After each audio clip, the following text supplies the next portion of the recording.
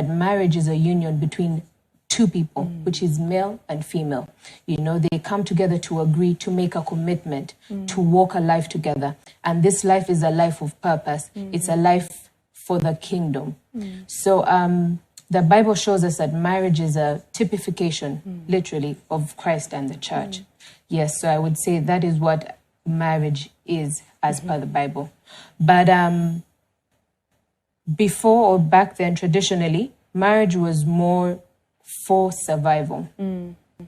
Women used to get married because, one, it was either for need, two, either to unite families, three, back then women didn't have the opportunity or the right to work. So you'd find that in most families, the man was the sole provider of the home.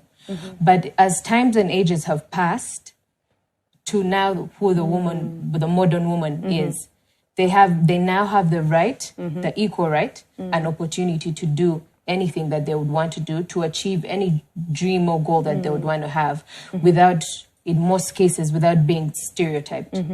But so of course this comes with many benefits. The modern woman now is independent. She can buy herself a car, she can build herself a house, she has money.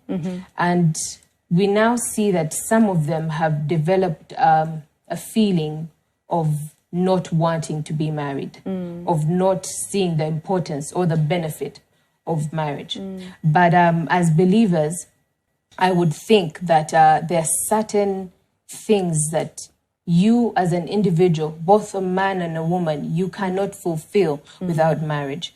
First of all, even before I get into our personal lives, marriage in society plays a very, very big role, because we see under the institution of marriage, we have responsibility.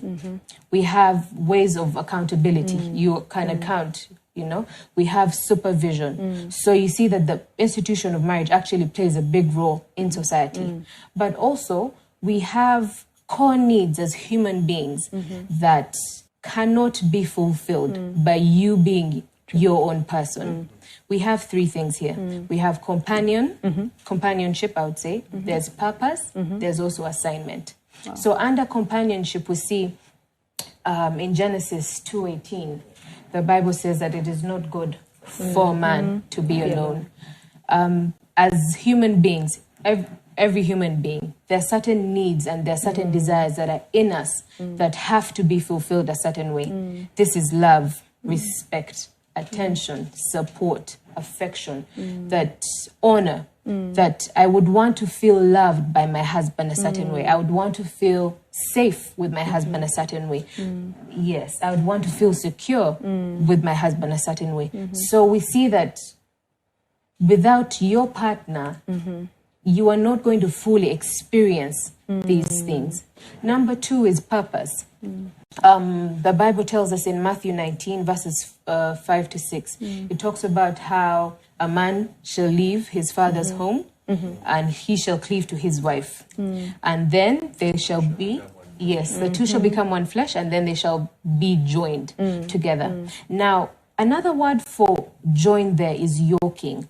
So we see that every marriage is a yoking for a particular mission, for a particular task. We don't get married because we love, or because he looks good, or because we make a good couple.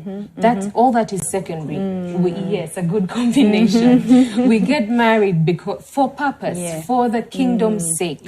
So we're in a place where